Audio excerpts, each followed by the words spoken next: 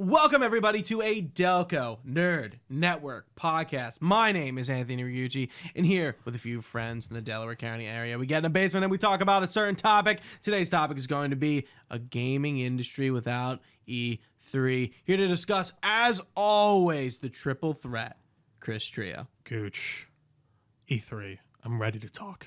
Do you think that intro sounded odd? Not at all. I think I was like, I just did like two hot takes, and I was it's like throwing you off a little bit. Yeah, no, I understand. That'll do it. No, I mean, I didn't. No. Okay. It sounded completely fine. Okay. Drop a comment below if it wasn't. We'll love to hear it. No, I'm kidding.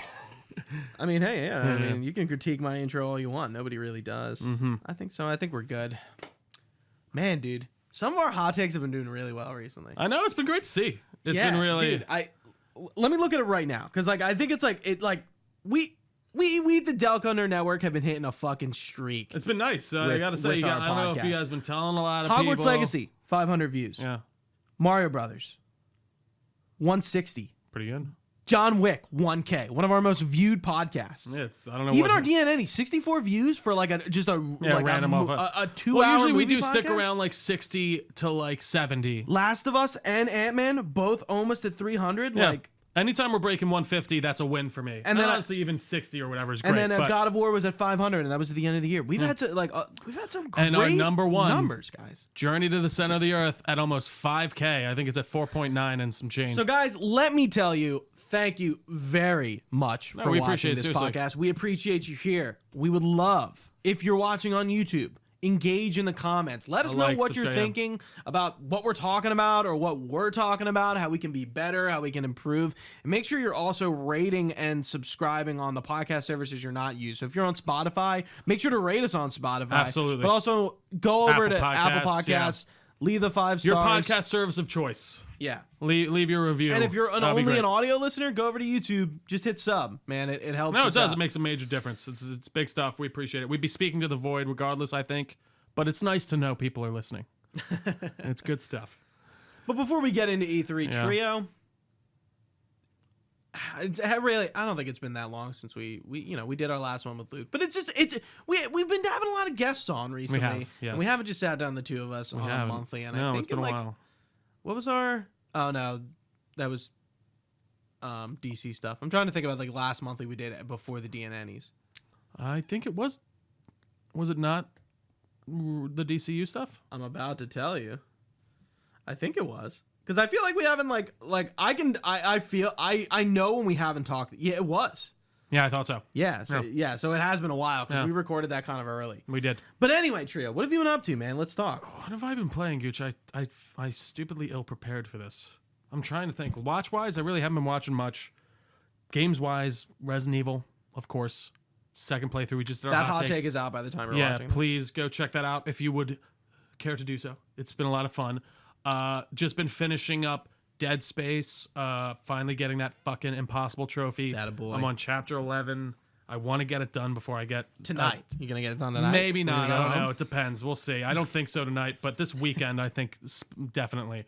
I've been working my way through professional on Resident Evil. I've been playing Fallout New Vegas for some reason, just because I've been bored. I don't know why. Because I had like a half-started campaign. And I was like, at the end, and I was like, you know what? I want to play these DLCs again. I haven't played them in forever, so I started with Sierra Madre. I just did, Honest Hearts? No, not Dead Money? The sci-fi one. Yeah, Old War Blues. Old War Blues, which I think that is maybe one of my favorite DLCs out there. Lobotomy. Are those little penises attached to your hands? Like, there's just such insane dialogue in that. Obsidian, man. It's good stuff. Really great stuff. Great devs. Yeah, what else have I been playing on there? Oh, yeah, I downloaded Chivalry 2 again because I'm bored, and that game's just a lot of fun to just play around. I wanted a multiplayer game to play right now of just kind of jump into. Playing multiplayer? I was playing a What little bit of concept. Halo for a bit, and goddamn, they really fucked that game up, but... It's just too little. It's so good now. There's so much in there. That's probably a podcast in and of itself, as so much has happened since we reviewed that game, and Joe Staten leaving. Now one of the heads at Netflix Games, which I think is such an odd move for him. It's odd, but it's a multi. It's odd, but it's not. It's in a way. It's a bag move. Oh, for sure. He's I a would bag agree. movie, And I do dude. think he had a bit I've been of... using bag a lot, and I that's basically because of Lord Cognito on Defining Duke. He likes saying the bag. and dude, I will say the whole shit with Halo that he went through with the past couple years, I'm sure like he pulled that shit back from the brink. He was like, man, I want a new place where I can kind of just probably Dude, yeah, I feel like it probably burned him out. oh, totally, man. Hard. Yeah, like Microsoft, the whole team. Yeah, for sure. It's gonna be interesting to see the future of 343 and what they end up doing if they do a DLC for Infinite. I think they need to put it away for 5 years, 6 years. So sad, right? It really is, dude. They had me. They need to do like ODS 2. Gooch, they had ODST 2. Yeah. They had me and 7 of my friends, including you, in a party together. I know. Playing on... I did that multiple times. We had so many people on, and they had lightning in a bottle. We didn't have enough bottle. room for games. We didn't, and we had, and guess what? They caught lightning in a bottle and just let it go. Yeah, they let it go. But either way, that's all I've been really playing, Gooch. What about you? What do you want to hear about first, movies or games? Movies. So, I've watched The Phantom Menace and Attack of the Clones for the first time in 20 plus years. Nice. A Phantom Menace is pretty memey. I mean, they're both pretty memey. I mean, they're meme. Phantom Menace is like political drama, but like bad CGI. And then like Attack of the Clones, I think is a little bit better, but it's just like they're just odd movies. They're like oddly paced. There's the stories odd things don't really going make on. sense when you think about them. Story, like Phantom Menace, very heavy politically, which is kind of cool, and I enjoy that. But it's politically in weird ways. Like it's like talking about trade routes. Yeah, like the trade federation, the techno union. Like what the fuck is that? Like I don't even know what that is, and I know what that is. So those guys, the ones that are the techno union stands by you, Lord Dooku. It was so funny watching a Phantom Menace like as an adult way back when the sequels were coming out, and I would always hear the thing about how like racially insensitive the Trade Federation main guys are. Like they're a very bad stereotype. I'm like, no, it can't be that bad.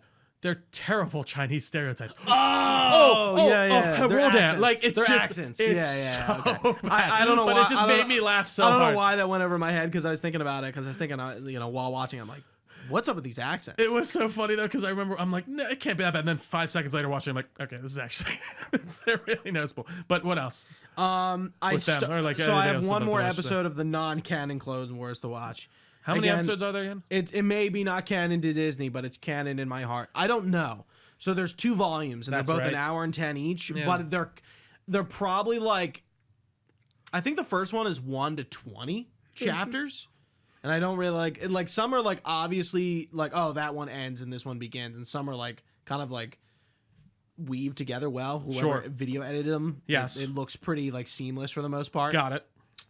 Because then I looked on the last one, it's like 20 to 26, and it's an hour and 10. Yeah. I'm like, okay, it must be more story focused or something. I don't know. But I'm really enjoying it, and I can't wait to start the Clone Wars.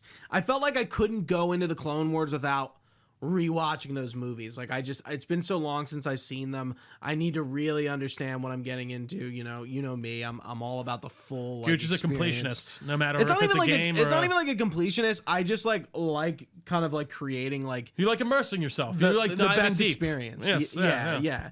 Like, with The Sopranos. Okay, I'm going to watch Sopranos, but I'm going to watch Many Saints of Newark at the end of it, too. Of course. And you're only going to do so in a pinstripe suit with a Tommy gun next to you, right? Yeah. Okay, Yeah. All right. I mean, that's all they wear in I didn't know right? I didn't know anyone anyone saw that. But, okay.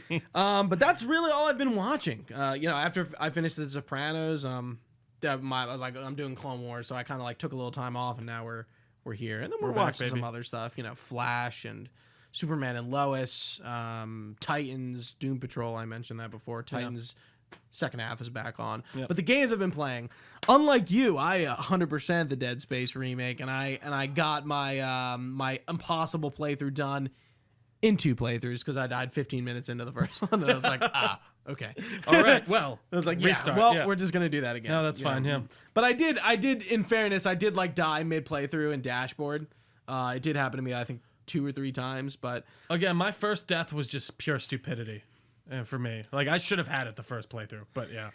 The next thing I've been playing, I didn't mention it last month, frankly, because like I was like, I'll wait until I'm done. I'll talk about it one and done. So I've been talking about the Sly Cooper games. I played them all through the PlayStation Premium subscription service. Sure.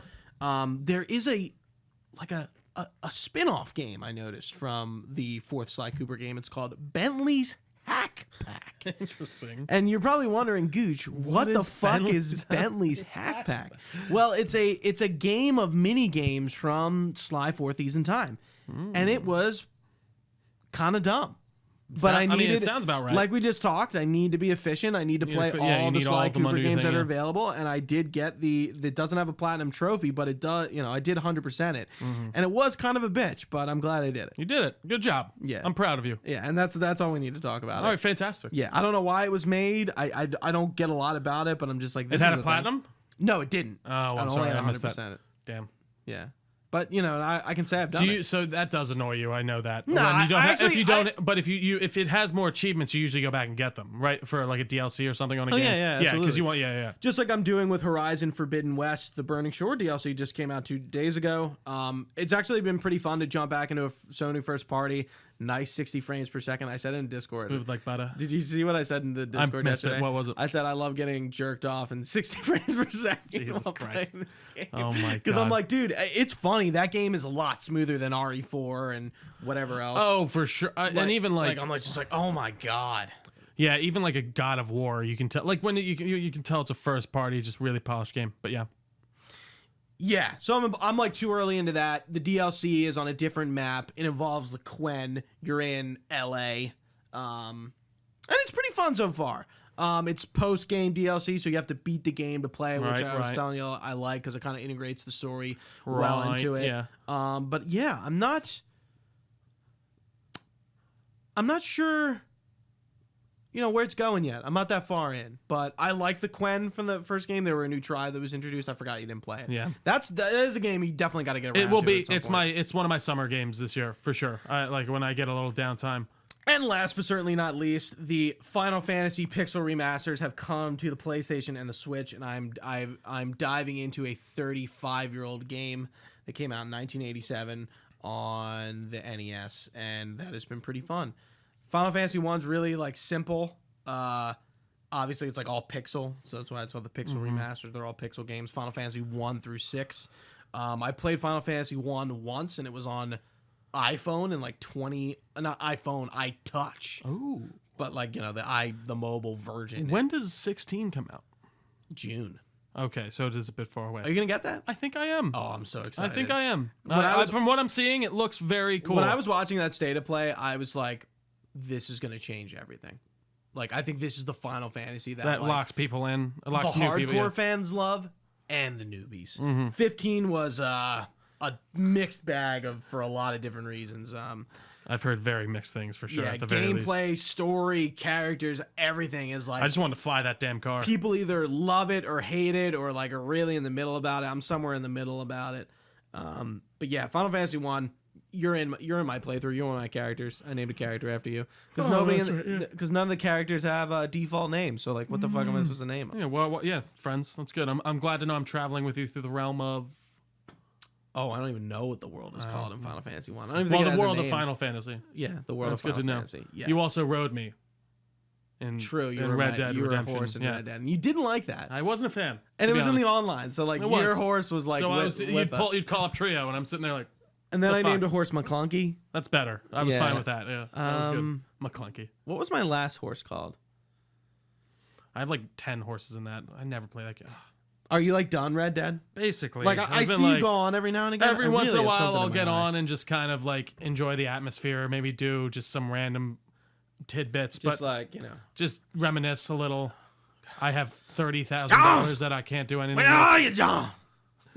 I will. That's a game. It's coming up on a needed replay for that soon, I think, for me. Maybe. 2? Yeah.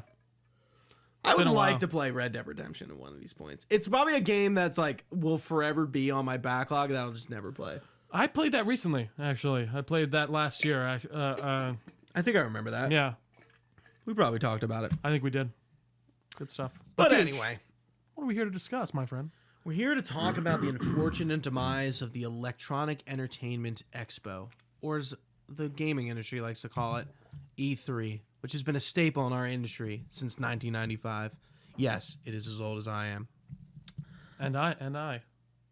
as well. You were born in 95? I was. Oh yeah, right. You're like I'm old for my. younger, I'm the older you're side younger of, than me, but like you're the same years. Yeah, like, yeah. You're still younger though. Yeah, whatever, bitch. Yeah, fuck you. So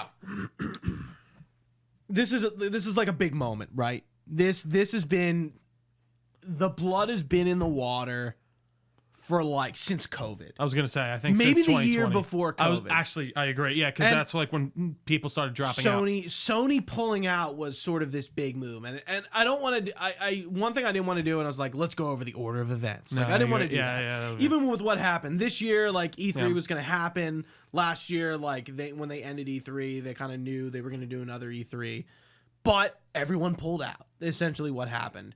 They seem to not really have it organized it was very the well, big right? Nintendo, Nintendo, Microsoft, and PlayStation. Ubisoft, I think, was the first one to say that they were like, if it happens, we'll be there. Right. Yeah. And then they were still like, the big three pulled out, and there were still the little guys and like Ubisoft.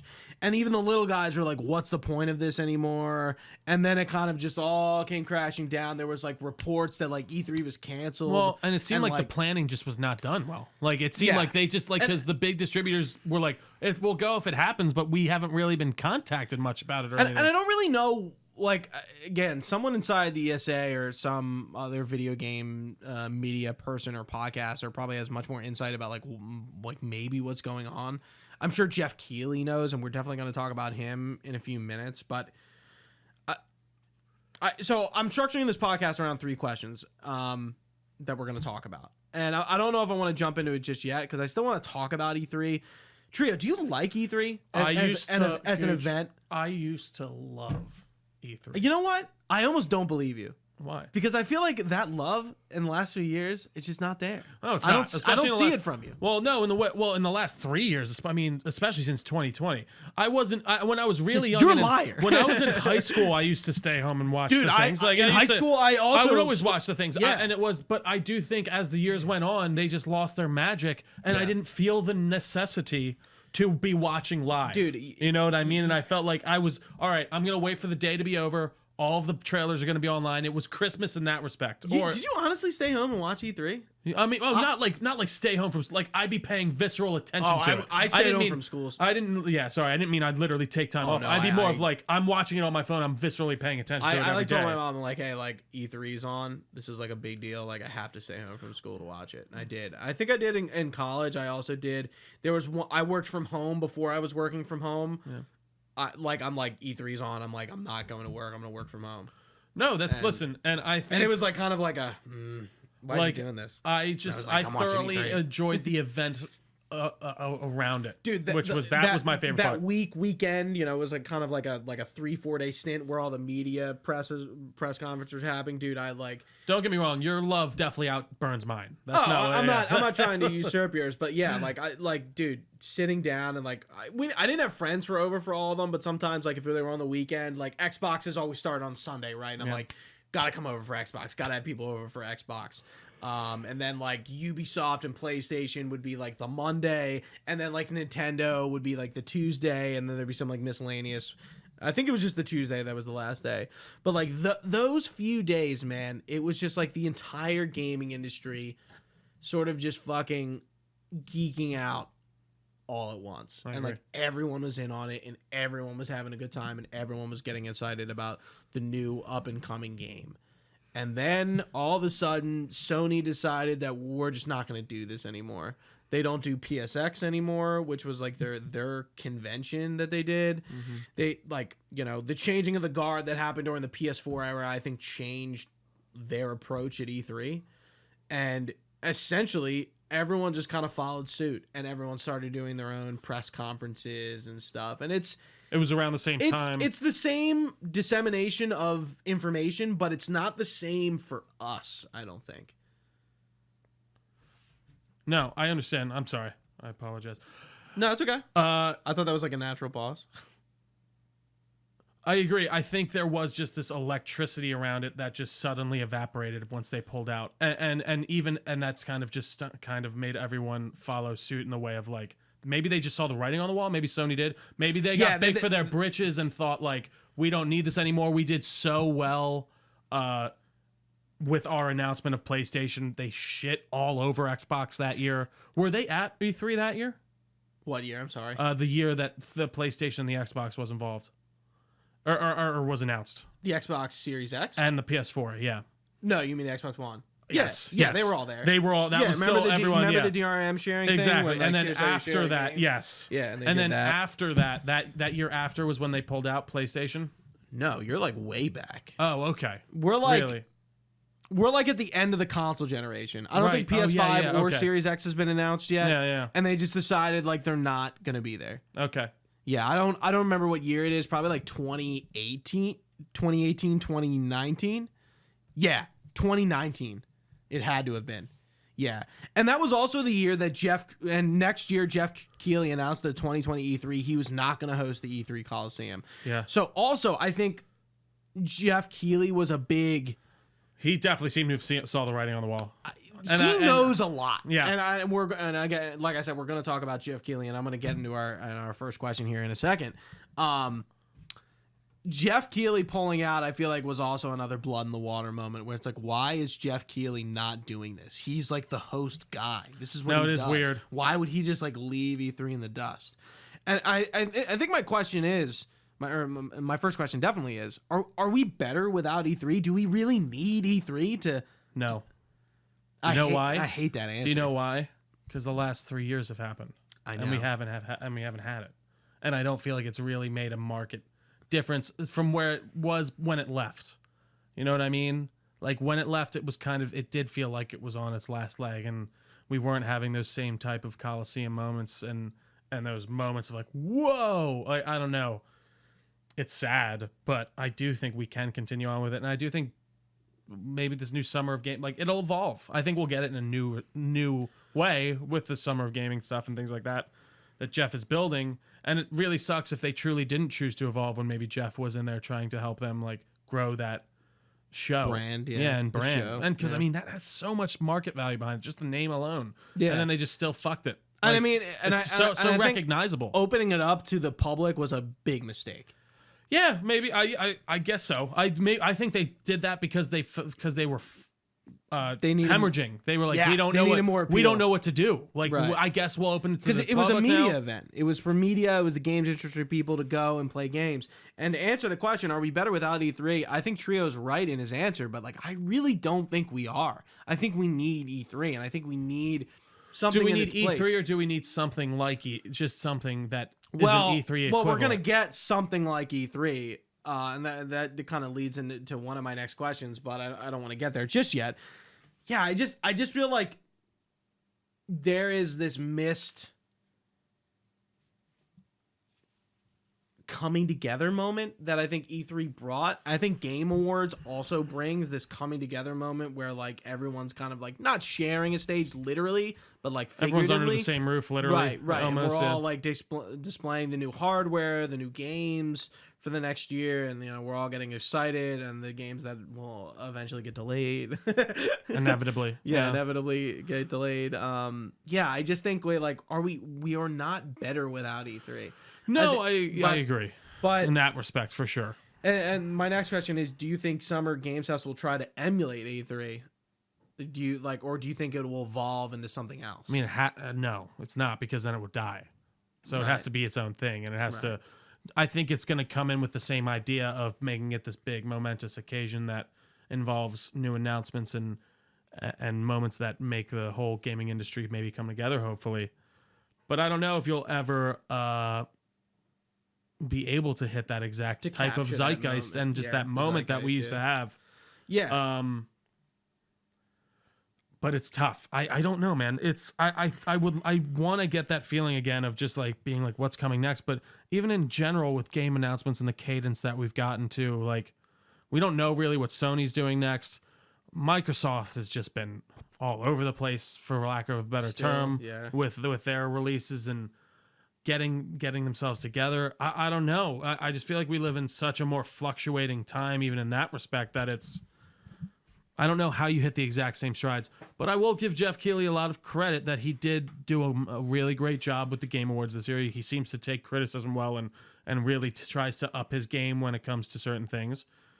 I I don't know. I don't love a lot of the like Tencent connections he has and uses for like a lot of the show things, and I forget which one of their sub companies does a lot of branding all over. I know Collins talked about it before on like Sacred Symbols. Yeah, you know what I'm saying. I know like what you're talking about. There's a lot of Chinese government money involved, unfortunately, that is going into that. Or not a lot, but there is definitely enough through Tencent and things like that where it's just like maybe we should like acknowledge that, but you know, we could acknowledge that in every industry, I guess. Either way, I don't know, Gooch. What was the exact second question again? I'm sorry. Do you think Summer Games Fest will try to emulate E3? I think it will in certain respects. To sum up my points, and hopefully Jeff has been doing this since COVID, right? Since 2020. So this will be the third year of Summer Games Fest. And I feel like you know, the years we didn't have E3, it really wasn't like E3. It was supposed to be in the space of E3, in the time frame of E3, but it was something different. It was. So I'm kind of thinking, okay, like Jeff's had 3 years to learn from this. Also his experience with the other, you know, the YouTube Coliseum thing that he did at E3 and all the other shows he does, Game Awards, whatever. He's a good host. He knows what he's doing in that respect. Absolutely. And he seems genuinely passionate. And I don't think he will emulate E3. I think he will... I feel like he will try to capture almost a different energy now that we know E3 is probably never coming back. Oh, I think this is it. I mean, we don't officially know, but like E3 is dead, dude. Yeah, I agree. Like, I'd be very surprised. Let's just put it out together. What if Jeff just bought the brand? He just buys the brand off it and relaunches it, and like his. I don't think he would do it. I don't think he would either. I think Jeff has a lot of pride in his own work and it being his own name. I also think there's a lot of baggage attached to that too if you do that as well. Yeah. And probably good baggage and bad baggage. For sure. Equal. But yeah, I think this year Jeff will definitely evolve Summer Games Fest. I think he has to. Definitely. He's in it. You know, like Jeff snidely tweets out after the ESA announces that E3 is not happening anymore. Summer Games Fest, guys, let's go. And I don't blame him. No, I don't to a degree I think he has to play dirty, and there's also something behind the scenes, like I said earlier, that we don't know about what happened with him and his relationship with the ESA. Well, I think, and he's even said, I think he wanted them to grow more and really try to expand in ways that maybe they didn't want to hear it. They didn't want to hear it, maybe. And he was like, you know what, fuck it. I have enough name power. I'm going to go and try and build my own thing here and make it something for the fans. And like I said, he comes across as a genuinely passionate guy who really loves the medium and what it can do just in general. Like it's cool. And I do have, you know, a bit of faith in him for sure. And I'm hoping for the best. But again, I think they directly emulate? No. But do I think they take certain ideas of like, you know, this big momentous occasion? I think that definitely is hopefully what he's building. I think what he's trying to build. That first year was kind of weird because it was spread out through the whole summer. And it, you know, obviously like the hype train isn't going the whole fucking summer. No. But I think if you put it to like 2 weeks at least, and then again, like 2 also weekends. all the companies have to decide to play nice with him. You know, but that's so he can only do so much. He can be like, hey, like I'm doing Summer Games Fest. That's the thing where I'm like, you have to evolve into that. I would love to show your game off. You need to give them a reason to want to be there. Is PlayStation going to give him the factions game that we're gonna get him? Is Xbox gonna give him Hellblade? Well, they have before, so I would imagine they will again. Is Nintendo gonna give him Metroid Prime 4? You know, I don't know. And especially all under one roof where they're all together, and he's giving them all the stage together. It's not like, oh, this is Sony's press conference, and then the next day is, you know, Nintendo's or whatever. They're all under the same roof, under the same brand of Summer Games Fest together. So in that way, it's kind of like they are bringing them together in a more like official capacity. But, you know, and I think we've already answered it, but the final question is, do you think Jeff is the best hope for the future of the industry in a world without E3?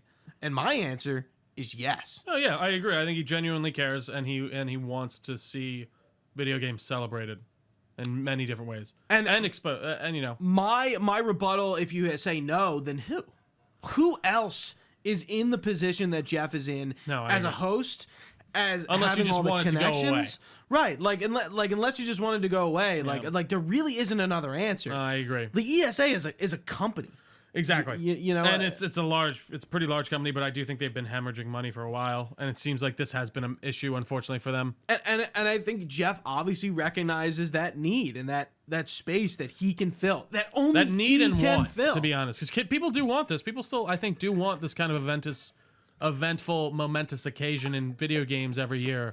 I think he's kind of turned the Game Awards into that, and to a degree in some ways. Yeah, he has turned it into a sort of another E3 night. I don't know. Because every year we talk about the Game Awards, it's like, okay, was it too long? Were there too many announcements? Were there not announced? Yeah, were they good? Were they bad? But again, overpromise, underpromise. What's going on? Right, and Jeff's always like, well, like, I don't really control what's at the show. I can just only reach out and be like, hey, do you have something to show? Yeah, exactly. Like Star Wars Eclipse, I think is a great example of something that got us all fucking really hype. Yeah. But we're not seeing that game for like ever. Yeah, no, it's like and even the KOTOR remake. Yeah, you know, like it's great that Geoff got those games. That's huge. And Hellblade Senua's Sacrifice or whatever. Or, the second one, second Senua's Saga. Yep, right. Yeah, like. We still don't have that game. No, we don't. And Geoff debuted that alongside the Series X. I do think we have a problem of announcing games too early once, but that's because also games take so long to make now in a lot of respects. And for most AAA games, you're looking at a 4-year dev cycle at least, maybe 5. And there are just a lot of economics of the video game industry that it's a lot more expensive to make games. It is, and like I don't know. I would like to see people go with more mid-budget stuff. You do see stuff like your AA's when it comes to Control and certain games of that respect. But I don't know, man. I just don't know if there's enough games in the pipeline to support something like an E3 anymore either, or just people are confident enough with their games. I mean, how many games get canceled 2 yards from the finish line, as they're saying about this, like that old Battlefront game, and that's forever ago. Battlefront. So that was old. That's old. Yeah, that's like the old Battlefront too. I didn't read that article. But it's just interesting to think about. I mean, I think that's a good perspective. That I didn't think about that. Like, you know, the companies don't have as many games as they used to, or they're not ready to show. Or maybe they're forced to show them too early. Exactly. Because it's like, oh, it's E3, guys. We need something. Yeah. Remember when we were doing our Halo E3 and we were talking about Bungie like crunching to get things ready for E3? Crunching. Yeah. I mean, Halo 2 infinitely crunched. Yeah. Infamously crunched game. Yep. And they crunched a lot. It wasn't even finished technically. Not even for their release date before E3. I'm like, we need something to show off here. So maybe you have a point. Maybe E3 not being E3 anymore, that companies don't feel pressure to be like, we have to show something. Obviously, Geoff isn't holding guns to people's heads and be like, you have to show something on the show. Yeah. Obviously, he would love that if possible, but maybe the Summer Games Fest being the new E3 takes the pressure off of devs to deliver something at that time if they're really not ready to do it. Well, maybe that will be one of the things like, I don't know. Because, I really do think the amount of games in the pipeline just isn't anywhere near those peak year E3 numbers, you know? And just they were able to turn out which were like what are considered top tier games at that time because it was easier, like you're saying. And the expectation isn't lower, but I guess it is, but that sounds bad. It was just like, we had yet to be really blown away by what a full experience can be in the way of certain open world games. Yeah, you're right. It's not even that we had lower expectations, but we were different. Yes. And so were the companies. And video games were evolving. Xbox was much different than they were now than they were during the Xbox One. Same thing can be said for PlayStation. Same thing can be said for Sony with PlayStation. And same thing can be said about Nintendo. These companies are a lot different like every console generation. Absolutely. And I don't necessarily know that was a thing up until the Wii U, Xbox One, PS4 gen. And then I guess Switch. Mm-hmm. Maybe Nintendo. That's like a half gen. Switch is like out of it now. Like the console they're just cycles. out of the loop. Yeah. Well, not out of it. They're out of that cycle anyway. They just but we know they're not competing. It's just it's weird. It's like. Well, it's fun. I wouldn't say they're not competing. We've all changed, Trio. Oh, for sure. And our expectations of what a video game should be plays a major part in that, and like what we want. And and I know, like even between us, like you have such a different expectation about like the unveiling to release than I do. For sure. When you're like, how long has this game been around? 4 years? It's too long. Where I'd be like, I don't know, man. I don't really care. Well, see, it's funny because Starfield is now entering that cycle of like, it's been delayed like 2 or 3 times at this point, and it was released. That's what I mean. I think it just becomes part of an issue. I mean, think about Elder Scrolls 6. They literally just showed us that just to get people to shut the fuck up. And about it genuinely, say it'll come, and I bet it will be, but I don't know. I think it's funny to think about even in relation to like the movie industry. We know so much about like when a movie's being filmed and like when it's being created because set photos and people can get online almost to its detriment. That's what I'm saying, because it's so much easier to access. Whereas like I think they can do a lot better of a job if they wanted to in the gaming industry of just keeping things close to the vest and like not showing things until you're truly ready. And I know that's easier said than done. And I know certain economics don't allow for that. And you need to show people something to get hype, to show your investors it's clear that you don't hi-fi rush. No, absolutely. But like, again, you need to be willing to make a smaller game to take that chance on. Whereas you can't do a hi-fi rush couldn't be a AAA. That didn't cost the amount of money a AAA game, like a full. No, but it's by a AAA dev. Exactly. So. Yeah. Smaller scope project. That's the thing. Sure. I think scope's a big thing too. I mean, look at Dead Space remake. I know I just brought up a lot in our last recording. I truly, I think I really did. I fucking love that game a lot, and I do think it's just an incredibly excellent example, and just the original game was in general of just like what a certain type of game can be, and how you don't need to put. I wonder how much that remake costs to really make, and if you did want to just make these more bite-sized experiences that are these 12 to 13 hour single player experiences that you don't need to spend Red Dead money on to make. So do you think we as an industry need to scale back AAA development? Absolutely. I think that's in certain respects. I think certain games deserve it. Absolutely. Whereas like a Witcher or something like that, Witcher 3, you need to put all that time into that world, but like certain devs I would love to see, and that's not the dev's fault, it's the investor's fault, be willing to put more time and effort into more AA, smaller experiences that we don't need to get 1,000 hours out of. But that's the opposite of what the industry wants right now. They want games as a service, and it keeps going and going and going. And I don't know how that affects. And you know what? A lot of young people like that too. I don't know. I don't know what. It's. I really love to have games as a service. Yeah, and I think those more online centric games. I do. I don't know. Like, I'd love to actually talk to my cousin Joseph. He's 10 years younger than me, and he's a big gamer. And he plays mostly on his computer and stuff like that. And I'm like, what do you look for? Like, I'm like, have you played like Red Dead or anything like that? I've also had the same thing. I'm like, I would love to talk to a middle schooler and just hear like, what are you playing with your friends? Like, what do you know about? Like, do you know what about are you not playing with your Elder friends? Scrolls? Have you guys like played Skyrim? Yeah. Right. Are you playing like games like Red Dead? Like, what are you guys talking about? I would love to ask my cousin what his top 5 favorite video games are. Yeah. Just out of curiosity, like I'm like, what is that generation? Yeah. Maybe I'll text him one day. I don't know. Yeah, way, I think it is weird. I think there is this disconnect that happened between us and the kids now 4, 5, 6, 7 years. Like, yeah. No, but I feel like people 10 years older than us, we're like connected in our games. I guess, yeah, I guess you're right. There's like, I feel like with free to play games and games as a service, Fortnite, Roblox, Minecraft, I feel like that all those games kind of like change things. For sure. And it's like, okay, our kids just playing these sort of like popcorn games instead of okay, I was playing Sly Cooper as a kid. I wasn't playing multiplayer games as a kid. Well, there weren't multiplayer games to play. So it was Sly Cooper, Jack, GTA. Grand Theft Auto for me. Yeah, exactly. Like, Kingdom Hearts, Final Fantasy. I mean, I'm still playing those games. KOTOR. It made me play Oblivion. But we were talking about single player games because like the only multiplayer games, okay, like we were all going to someone's house and playing Halo. And then Halo 2 came out, but like not everyone was playing like Halo 2. We didn't have our start in multiplayer. We didn't have our start really in multiplayer as much. It until was Halo 3 came out in the 360 where we were all playing multiplayer game. And then, multiplayer entered the single player sphere, and now multiplayer games are big, and then that you mentioned it on the RE4 podcast of like companies thinking single player games can't sell. Well, that's not necessarily true. They can both sell. It's selling like hotcakes, and it's just you got to know how much money to invest in it, and know where to put your like. I mean, look at God of War. Look at the AAA multiplayer games we have. Battlefield 2042 tanked.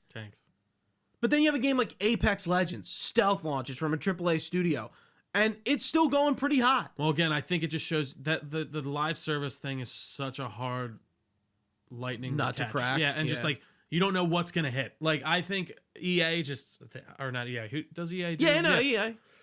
Respawns under EA. They caught fire too, and they knew what they were doing, and they were a well-equipped studio. Then they did Jedi Fallen, which is completely out of their wheelhouse. And I'm sorry, for a first outing in a brand new game, like I know it's not a new IP, but creating a whole new game and mechanics and system, that fucking game. And they're about to launch a sequel to it, and that seems to build on it in every which way. And yeah, dude, it's interesting to see for sure. But yeah, I do think E3 it'll be missed. It will be. And I think Geoff will do a good job. I just don't know how if we'll ever get back to that the peakness. I hope we do, and it's in another way. But again, like E3 is shrouded in nostalgia. Absolutely. Oh, you know, like everything in this world, right? Yeah. Like I remember the first few E3s I watched. It was like Modern Warfare 3. I remember watching Modern Warfare 3 get debuted. And that was like one of the first E3s I watched. This was in high school, and I was like, "Oh my god, yeah. Dude!" I was like, "I remember." You know what I remember? Awesome. Assassin's Creed 2. That stuff being like, yeah. I was a freshman in high school, so you were in 8th grade, dude. That holiday season, Modern Warfare 2, Assassin's Creed 2, like that was the first year I like pre-ordered 2 games like that close together, and it was like crazy, life changing. Yeah. I'm like, dude.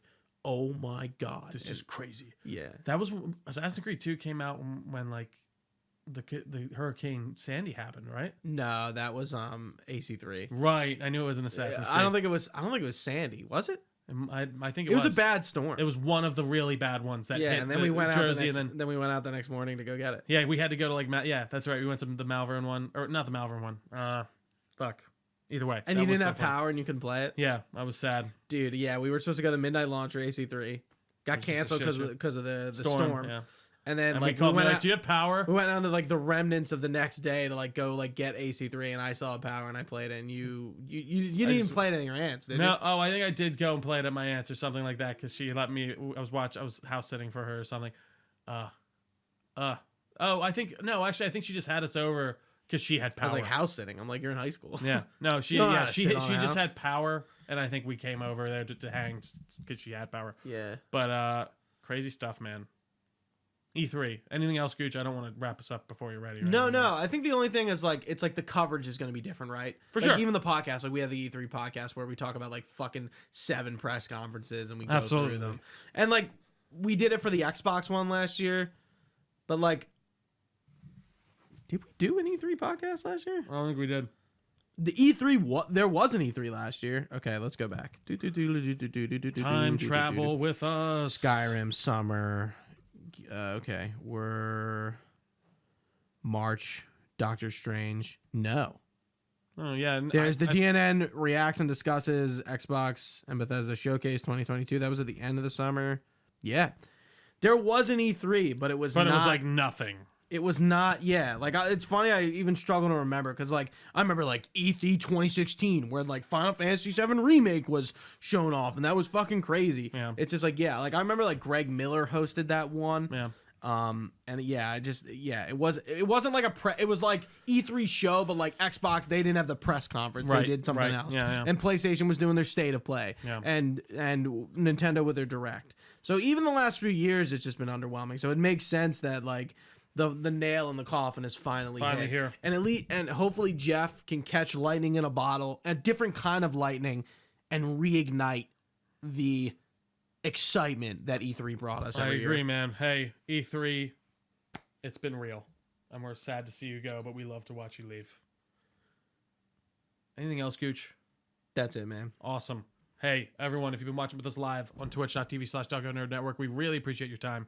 You can find this podcast anywhere podcasts are found. Just search Delco Nerd Network. We're on your favorite social media pages as well, at Delco Nerds on basically everything. We have a Facebook page. We have a Discord channel. All that good stuff will be linked down below. You can email us your comments, questions, or concerns, delconerds@gmail.com. We'd be happy to get back to you. You can find all of this information on our... Did I just say this? On our website?